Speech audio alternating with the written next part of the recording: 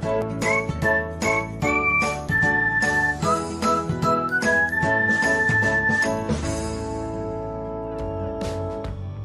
everyone, welcome back to another episode of Technologyglance. Today in this video, I'm going to guide you through how you can change who can see my avatar to my contacts on Emo HD. So let's get started.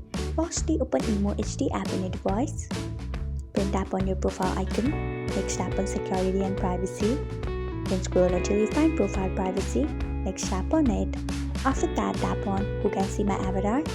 Then you can see the option of my contacts. Tap on it.